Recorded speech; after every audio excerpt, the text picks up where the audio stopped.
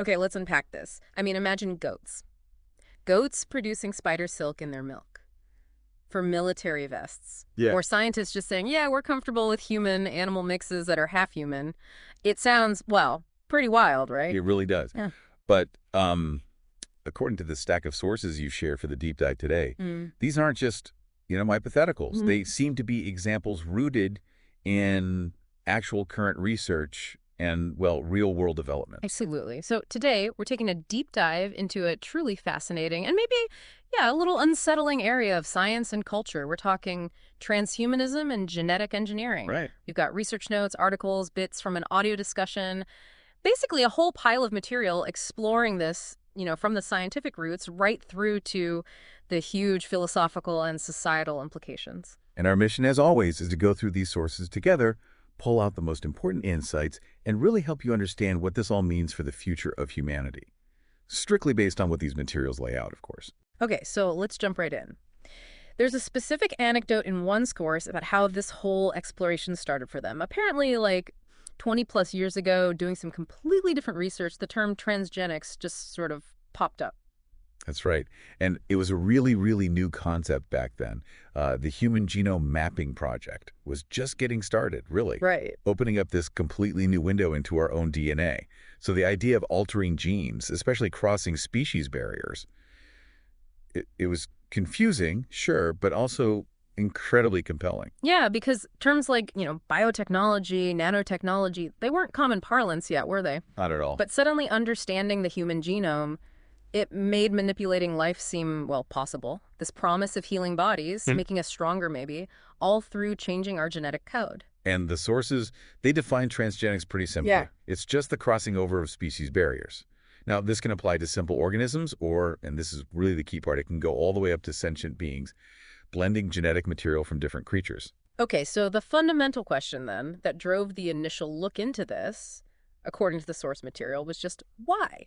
Yeah. Why would we even want to blend different creatures? What's the actual point? And the sources, they make it pretty clear that the initial drivers were, well, practical focused interests. You had the military and you have the pharmaceutical industry. Okay, that makes a certain kind of a grim sense, I suppose. The military is always pushing boundaries for new stuff. Exactly. And one of the earliest and probably most striking examples detailed in the sources is a project funded by DARPA. Ah, DARPA. Defense Advanced Research Projects Agency. High risk, high reward stuff. That's them. They created what became known famously as spider goats. Spider goats. Okay, now here's where it gets really interesting. And maybe a little weird. It is weird, definitely. Mm-hmm. But technologically driven. Yeah. See, they knew spider silk is incredibly strong, incredibly lightweight, Right. but you can't really farm spiders for large amounts. It's just impractical. So they genetically engineered goats. Yep. Goats. Yeah. To produce the spider silk protein in their milk. In their milk. Wow. Yeah. So you could then extract that protein, spin it into these incredibly tough fibers for things like lightweight bulletproof vests or maybe specialized cargo nets, that sort of thing. Wow. Okay. And the sources note that since then, military interest has only gotten like way more sophisticated and gets huge funding, probably classified mostly. Oh, absolutely. The scale has increased dramatically. Then on the other side, you have the pharmaceutical industry. Their main interest, according to the sources anyway, was finding ways to test new drugs more efficiently, How so? specifically bypassing the really lengthy and ethically tricky process of initial human trials. Ah, okay. So the idea was create human animal chimeras animals with human DNA mixed in so you could test drugs on the human cells or tissues within that creature. Precisely, yeah. It lets researchers see how drugs might affect human biological bits without the huge risks of early untested human trials. And this practice, just like the military stuff, it's significantly expanded. And the sources connect this expansion directly to the massive growth we've seen in stem cell sciences. Yes, exactly. A lot of modern stem cell research, particularly when you're deriving certain types of human stem cell lines, often involves creating these human-animal chimeras as the source material. Mm-hmm. And what might surprise a lot of people listening is that since President Obama overturned the restrictions President Bush had put in place, well, U.S. federal tax dollars are now funding literally thousands of labs doing this kind of research across the country. Wow, that's a huge shift in policy and funding. And there's a specific, like, tangible example mentioned right in Missouri. relevant to one of the sources. Yes, there are transgenic pigs being raised in Missouri. And these pigs, they have human DNA introduced with the specific goal of growing humanized organs inside them. For transplantation. For transplantation, exactly. But It's yeah. a direct effort to get around the severe rejection issues that plagued earlier attempts at xenotransplantation. Transplanting whole animal organs like pig hearts straight into humans. Right, the body just attacks it. Yeah, the idea is that a humanized organ might just be accepted by a human recipient. Less rejection. So this research, starting from these very specific, almost material-driven interests, military tech, drug testing it rapidly evolved beyond just, lab science. One source realized there was this whole cultural movement bubbling up alongside it. Exactly. Behind these accelerating scientific fields, they identified this growing cultural and intellectual movement, transhumanism. And the sources, they paint a picture of a really diverse group, right? Not some tiny fringe element.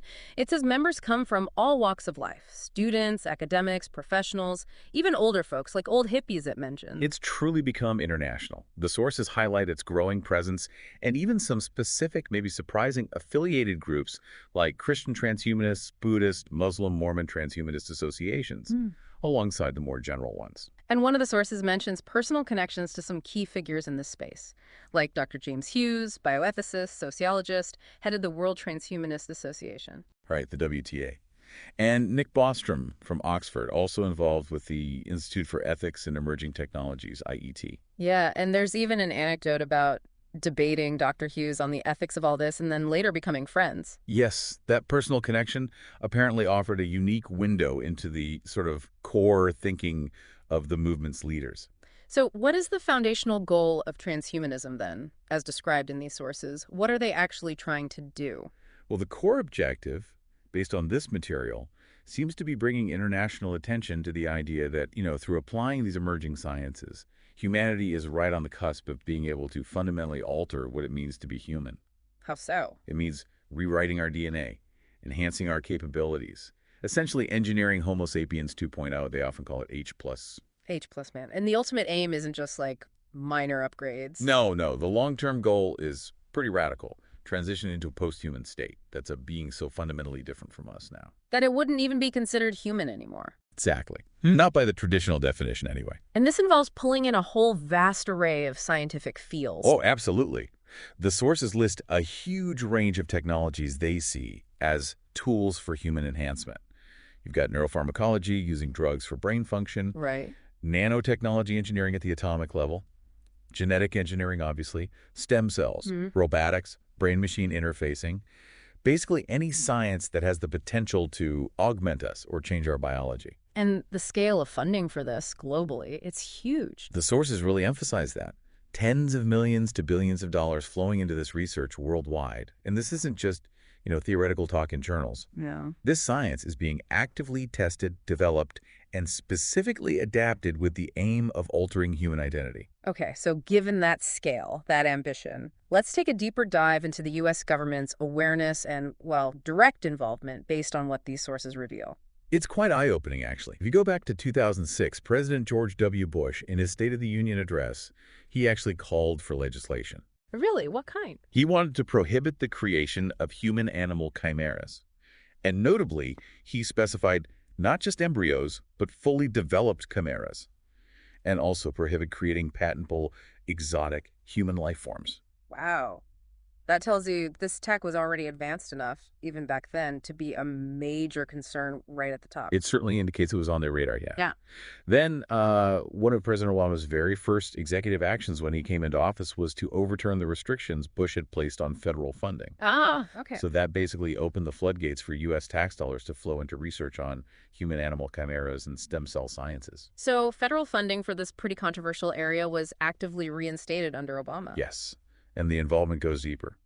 Also in 2006, the Department of Health, the agency funding much of our health research, they awarded $773,000 to Case Law School. A law school. A law school. And according to the source, the explicit purpose of this multi-year grant was to develop policy guidelines for human enhancement regarding the next step in human evolution. Policy guidelines for the next step in human evolution. I mean, that's incredibly loaded language, isn't it? It is. Max Millman, he's a law professor and bioethicist at Case. He led the team. The original press release, as noted in the source material, actually stated they were tasked with devising policy for human non-humans. Non-humans. Human non-humans. And that the study might involve using human test subjects. And this report, it was supposed to be ready by 2009. That was the target date mentioned, yeah. But according to the source, no public report or statement was ever released when the study period ended. However, Professor Millman immediately started traveling, giving lectures with titles directly related to this work. Things like Directed Evolution Public Policy and Human Enhancement and Transhumanism and the Future of Democracy. Which, as one source points out, you can apparently find recorded, available as a podcast from Arizona State University even. That's what it said. So the government wasn't just funding the science, the capability, they were actively funding policy work on how society and laws would actually handle these potential human non-humans. Exactly. And then, we circle back to DARPA again. Of course. For well over a decade now, DARPA has reportedly been funding research to the tune of billions of dollars for a program they call the Extended Performance Warfighter. That just sounds like super soldier tech, straight up. It certainly does. Yep. And the sources indicate this program explicitly includes altering the DNA of soldiers. Altering DNA. Yes. And while the original DARPA document detailing this was reportedly removed from their public website, the information is apparently still available elsewhere if you look. And their 2011 budget mentioned something even more exotic. Under biodesign. Yes. Millions were allocated specifically for researching immortalism, studying cellular decay with the stated objective of creating an immortal organism. An immortal organism Yeah. for military use. I mean, that just pushes it into a whole new realm. Well, the budget outline, as presented in the sources, certainly implies military applications. Wired magazine reportedly covered this, describing the goal as a living, breathing creature. Wow. And DARPA even acknowledged, apparently, that this potential creature could be so powerful that it might need a kill switch, just in case it fell into the wrong hands or, went rogue. A kill switch. Okay, so putting the government involvement together. Federal funding for human-animal chimeras, stem cells, funding for policy work on future human non-humans, billions from DARPA for super soldier tech, biodesign, maybe immortal organisms with kill switches. That's a lot of high-level attention and cash. And the sources indicate it's not just DARPA either. Other military branches, the Air Force, Navy, Army labs, they're also reportedly funding millions, potentially billions, into soldier alteration research, all focused on achieving, battlefield domination. And is this just a U.S. thing, or? No, the sources are very clear this research is global. It's happening in places like Australia, China, the U.K. Right. Tens of thousands of labs worldwide getting both federal and private funded. Right. Even when U.S. federal funding was restricted under Bush, the research reportedly just continued through private investment here because there weren't laws stopping human-animal genetic research itself. Okay, so we've got the science, the drivers, the movement, the government piece. Now let's get into the ethical minefield this creates and also the visions transhumanists actually have for this future, according to the sources. Yeah, the ethical questions are incredibly challenging. There's a Reuters article highlighted in the sources that noted even the scientists involved want a public debate about creating animals with human genes. And this isn't the first time there's been public concern, is it? I think you mentioned discussions around embryology in the UK. Yeah. Led to public forums, ethicists, religious scholars getting involved. Yes, exactly. Those discussions, according to the source, brought out some fascinating and you might say ethically tortured perspectives. For instance, Vatican bishops reportedly weighed in on these hypothetical scenarios. Like, say, a woman donates eggs for these experiments and later wants to raise a half-human, half-animal chimera as her child. They apparently suggested she might have that right, perhaps to illustrate the just profound, maybe unanswerable ethical dilemmas. Like, would such a being even have a soul? Wow, heavy stuff. Very. And scholars in Israel reportedly debated complex questions about, say, part-cow chimeras. Things like how much human material would make it eligible for legal protection under Jewish law? Or if it was mostly cow, could it still be, sacrificed in a religious context? It just shows how hard it is to apply our existing ethical or religious frameworks to something completely new like this. Immensely difficult. Yeah. But the key admission from that Reuters article you mentioned earlier, that's particularly striking. What stood out there? What really stands out is the scientists' reported comfort level. They actually stated they were comfortable with human-animal integration up to 50%. 50%. 50%. 50%. And their stated goal, according to the sources, is to get the public comfortable with the idea of raising fully grown chimeras for experimentation. 50%. And raising full, live chimeras for experiments, that really shifts the discussion, doesn't it? Away from just early stage cells. It certainly raises the stakes, yeah. Yeah. And furthermore, the sources mention admissions from inside the scientific community that some rogue scientists, non-federally funded, are potentially ahead in developing this tech independently, Oh, boy. which raises serious concerns about the possibility of a molecular biological nightmare, or even unintentionally creating a new kind of weapon of mass destruction. That's a deeply worrying thought. But okay, let's flip to the other side, the perceived benefits. From the perspective of transhumanist proponents, it's explained in the source material, what's their sort of utopian vision? What can this science achieve for us? Well, one of the most central goals is definitely longevity. You have figures like Aubrey de Grey, head of the Methuselah Foundation, which focuses on extending healthy human lifespan. Right, I've heard of him. He's prominent. The idea is to significantly extend lifespan, maybe even to 1,000 years, by basically eliminating aging itself and turning off diseases like cancer. So not just adding a few years, but fundamentally changing aging. Exactly. And it's tied into enhancing life quality, not just quantity. The vision includes happier, healthier, stronger lives, cognitive enhancement to get rid of diseases like Alzheimer's, or just think faster, eliminating pain, increasing physical endurance, even using advances in brain science to control emotional states like depression or induce euphoria. And that sort of matrix idea, plugging in and downloading skills or knowledge, that comes up too, right? Absolutely. Brain-machine interfacing. Yeah. It's seen as a way to get instant access to information, abilities, radically enhancing our cognitive connection to technology. And the sources mention some even more, let's say, unconventional goals, like post-genderism. Yes, this idea reportedly coming from some feminist viewpoints within the movement. It involves using technology to move beyond traditional biological sex and gender roles, perhaps creating androgynous or, morphologically fluid beings, potentially free from biological burdens like pregnancy. Which then brings up the question of reproduction in this post-human future. How's that envisioned in these sources? Well, the material describes some pretty exotic methods. Taking genetic samples from multiple partners, maybe more than just two, Right. and using advanced super in vitro fertilization techniques with the nucleated eggs, that's eggs where the nucleus is removed and replaced with genetic material, all happening in highly specialized centers. And the sources point to recent news as proof this is becoming less sci-fi, more real. They do. They mention the recent birth of the first baby from 3 genetic parents in Britain as a real-world example of how reproduction science is already moving in directions that were once just theoretical or, futuristic. And ideas around synthetic wombs. Yes, growing fetuses in completely artificial environments, hooked up to sophisticated android systems that simulate the sensory input of maternal bonding like voice, heartbeat, Wow. as an alternative to natural gestation. This is reportedly seen as preferable to earlier, more controversial ideas about using clone wombs, which the sources say were largely dismissed by the community. Okay, and then there's a goal that seems to, border on connecting with the unseen world. Yeah. Or something supernatural. This seems to come from figures like Nick Bostrom. His Oxford thesis, according to the sources, explored the possibility of expanding human perception by merging with animals. Merging with animals? How? Well, animals perceive different light spectrums, right?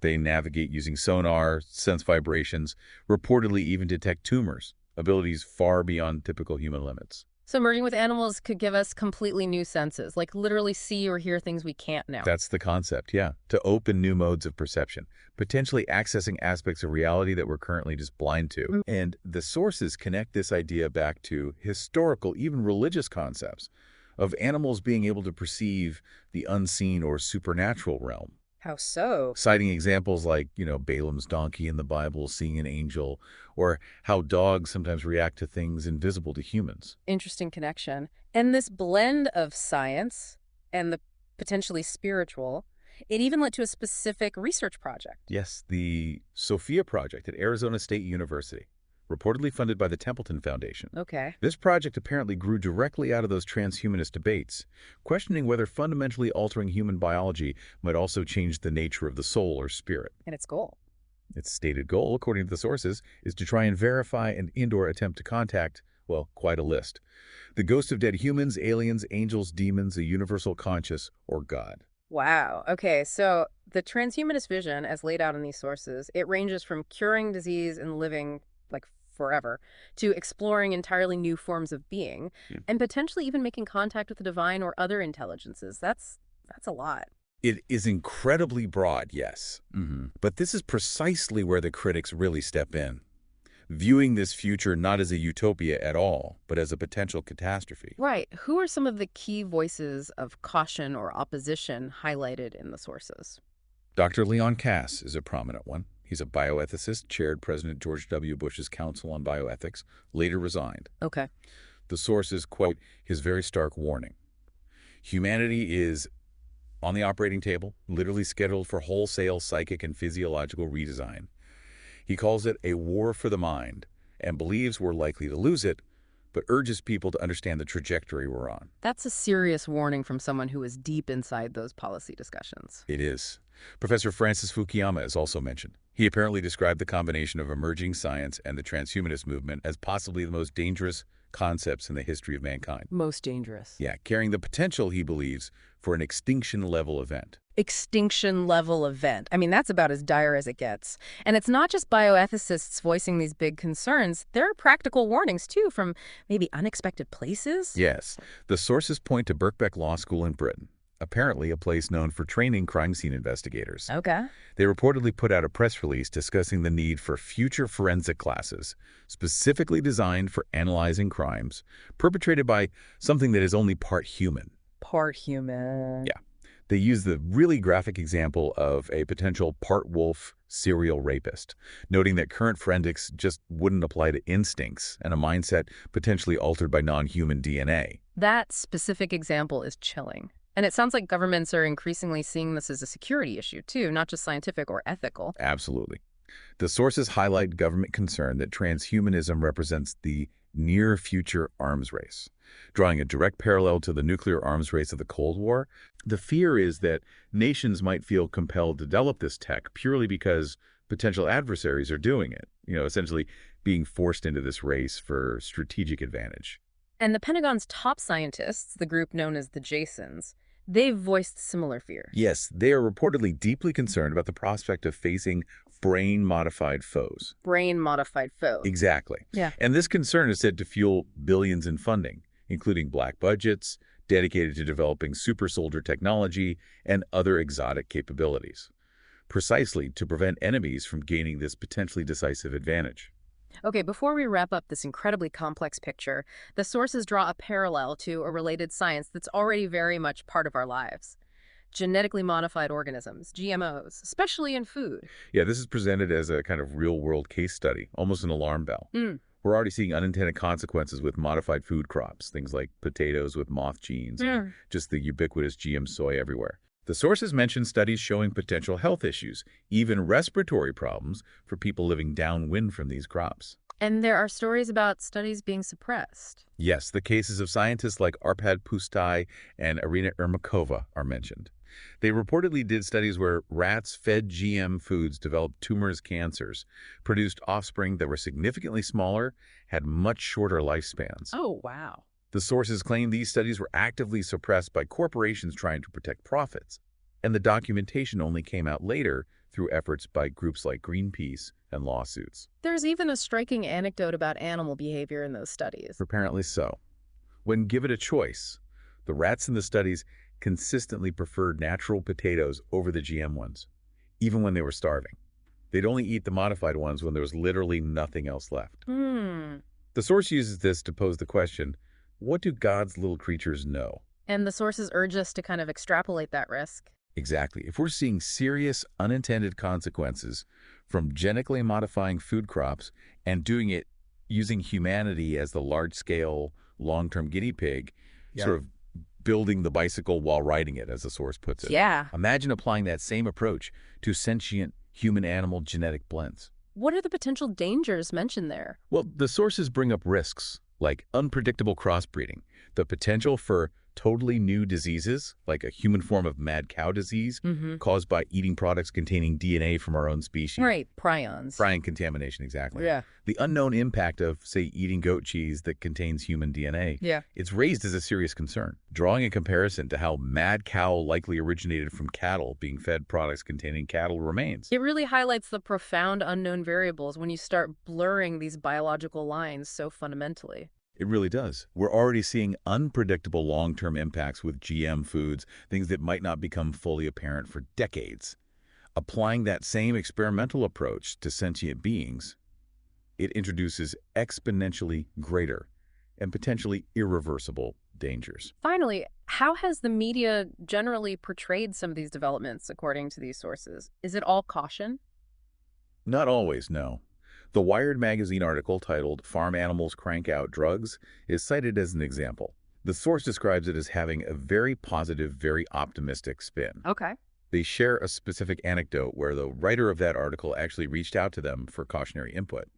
But their contributions, particularly a phrase about tinkering with God's plan, Yeah. were reportedly censored by the editors, Censored. Why? apparently to avoid public concern and maintain the positive narrative of the piece. And that phrase, tinkering with God's plan, it even appeared in the article anyway, but was attributed to a scientist just dismissing the concern. That's what the source says, yeah. I thought, They contrast this generally positive media framing with the narrative of the movie I Am Legend.